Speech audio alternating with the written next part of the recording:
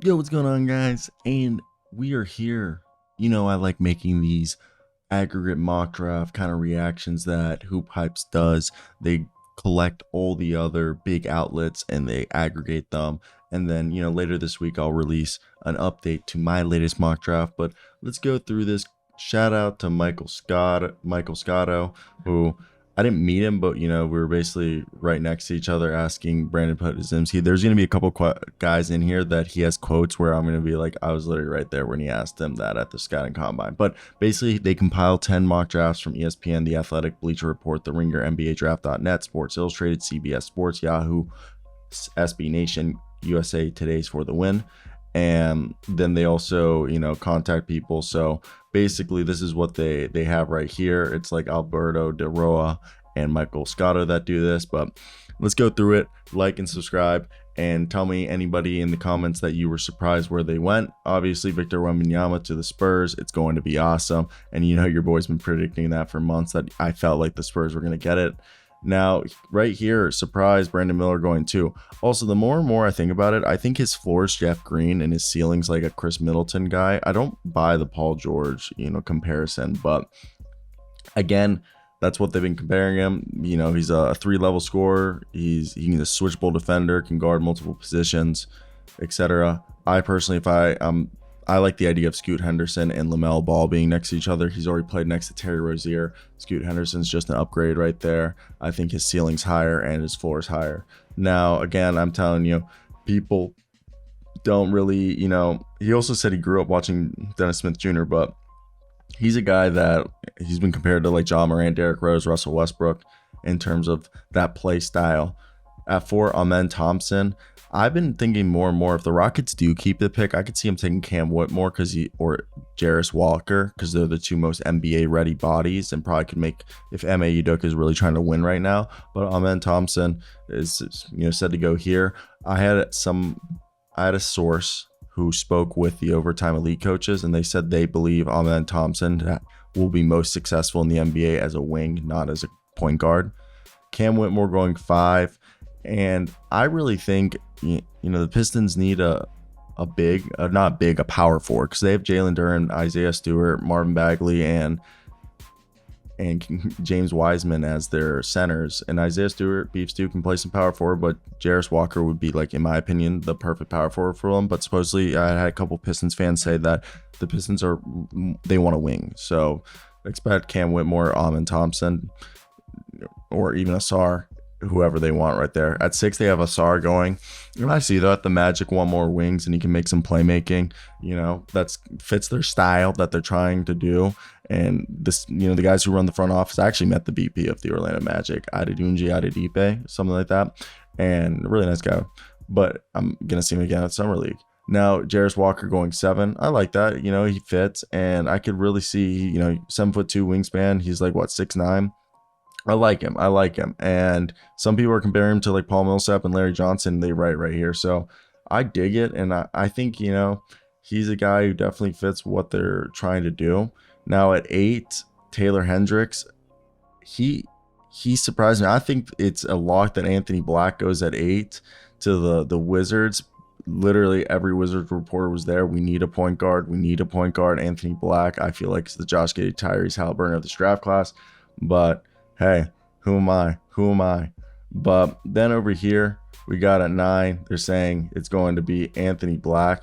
And for me, I'm a bit surprised with that, because when you look at it again, in comparison to my mock draft, which I'm going to pull up on my phone right here, I think this is just, it's not making me laugh, but because like I said, I had Vic, Scoot, Brandon, Cam, Jarris, Amen, and Asar. And see, like at 8, I have Anthony Black. Then 9, I have the Utah Jazz taking Taylor Hendricks. 10, I agree. Great, Grady Dick just fits what they need. If they do keep the pick, the Mavericks, they need a shooter, and they need rebounding help. And also, he's a better defender. I just graduated from the University of Kansas, as you can tell, and he would help them out. Then at 11, Orlando, Kasam Wallace, I could see it. With what they drafted earlier, if we go back, I don't know if it'd work out that way personally. So because they have him over here, if we just go back, just they have him going Taylor Hendricks front court help, and then they have at 6 Asar Thompson. So I guess it fits right there. That means they're probably going to trade a point guard. And I did tell you, I overheard a conversation from Adedunji Adedipe that he said, they have too many guards. I don't know what they were talking about. Maybe they could be talking about something else. It was me more eavesdropping. At 12, they have Keontae George, which works out. I had Kassan Wallace falling there to Thunder. They do need, a guy who can be a combo guard or even just a point guard to back up Josh Giddey and Shea. Then Nick Smith at 13 to the Raptors. I had Jordan Hawkins, but Nick Smith is a guy who, really nice guy. They've been comparing to Jamal Crawford and Malik Monk. You either like Nick Smith or Keontae George more. Keontae's more of an Eric Gordon type guy, while Keontae's more of an Eric Gordon. Nick Smith is more like Malik Monk, Jamal Crawford scorer. Jordan Hawkins, I love. And at 14, I had, fallen here, Keontae George. So this is all in the range that I had. Kobe Buffkin over here at 15 going to the Hawks is where I actually put him to. They need a backup point guard, and he's a full 6'4", 6'5", and he's a guy that I could see playing point and shooting guard to be the backup to Trae Young and DeJounte Murray. Works out perfect. At 16, I had Nick Smith falling there, but Jalen Hood-Schifino I had going 17 to the Lakers, but 16 is the Utah Jazz, and Jalen Hood-Schifino is a great player. He's a guy, he's 6'5" with a 6'10" for the point guard position. I see him being a guy who can maybe even play like Quinn Grimes in the NBA if somebody wants to try him like that. 17, they have the Lakers taking Leonard Miller. I had him sliding a little bit. He's been compared to Lamar Odom. I liked him. He's really good. And the one thing I am going to say, a lot of people don't think he's the brightest guy. 18, I'm not sold on Chris Murray, but I did have him going at 19. But Chris Murray would be great for the Heat. He'd come in, help right now. I think, he's kind of like I think he's at most a starting level role player, but I think he's a good depth guy. Jet Howard, he'd be a good player. They need shooting, the Warriors, so he'd help them out there. He's just not a great defender, and he's not the best rebounder, but hopefully they put that. Bree Sinsaba, I could see him going. That's where I had him going to the Rockets. He's a bully. I know his defense isn't great, but he can score, and hopefully, MA can coach him there. 21, Derek Lively. I didn't have him going there. I had Derek Whitehead, but Derek Lively is a guy I think is going to be at the end of the first round, and he says he compares himself to Willie Cauley-Stein, with some Anthony Davis and Hakeem. That's just funny. Then you have Gigi Jackson, who I honestly think he's fallen farther, and I don't see the Nets taking back-to-back picks like that. I had them going Derek Whitehead and Colby Jones, but Gigi Jackson, I just think someone might go at the end of the first, maybe even slip to the second. Now, Rain Rupert, I did have going at 25, but right here, this is a good spot for him going to the Portland Trailblazers. He's this, kind of like a multi-positional defender who also has some ball handling skill that I really like. I think he can be a good player in the NBA. Derek Whitehead's just, high risk, high reward, but at least he'll be a 3-and-D wing that I think is really good. Dwayne Bacon's been his floor. Lance Stevenson's kind of been what he's been compared to. Bilal Coulibaly, I really like him, and I think he can, kind of be in the same vein of OG Anunoby. Maxwell Lewis is another guy, two-way freak. He was dope. He was a great guy to talk to, and he's got a great three-point shot. He's great 3-and-D.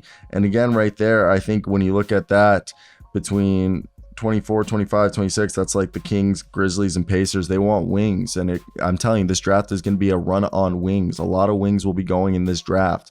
Now, Noah Clowney at 27. I mean, makes sense. I obviously think Olivier, Maximus, Prosper will be flying up the board. Terquavion Smith, I kind of have fallen to the second, but he could be someone who goes to the Jazz. But again, I think if they take a guard earlier, I don't know if they would do that. Colby Jones, he's like Josh Hart, okay, mixed with a little bit of Draymond. He's going to be a dog wing. I love him.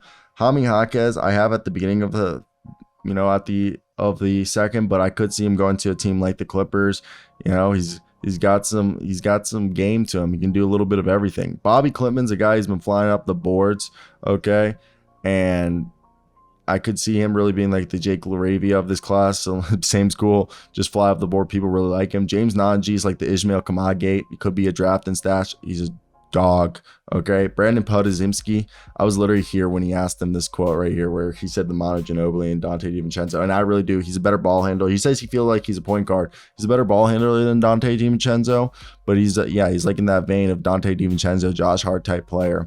Sidi Sissoko, is a guy that tell me if I said that correctly. He's young, but he's so raw. He's so raw. I just don't know where he fits. Andre Jackson, I could see the Celtics taking.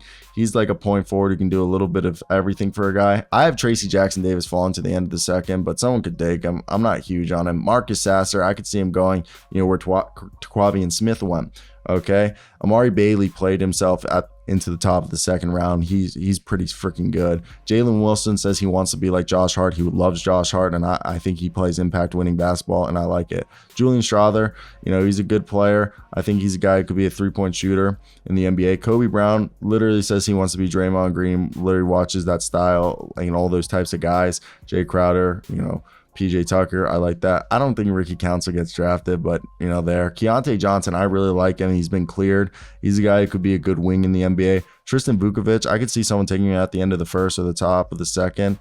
He's just, not strong. He couldn't move Deron Holmes. Deron Holmes literally said he watches Nick Claxton, that he likes Nick Claxton, and I literally buy into him being a smaller version of Nick Claxton.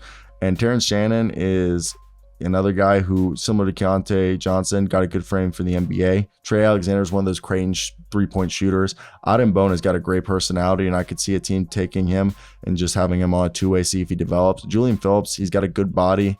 He might go back, but I think he's a really, really good player. Ben Shepherd got himself drafted through the way he played at the Combine. I think Olivier Maximus Prosper is a guy who's going to fly up the board and, for people won't see. Nikola Vucevic was a guy that I didn't even see him at the Combine. Okay, it was a no-show. Imani Bates, 53. I think he played himself up to the top of the second round. I really do believe that's the case.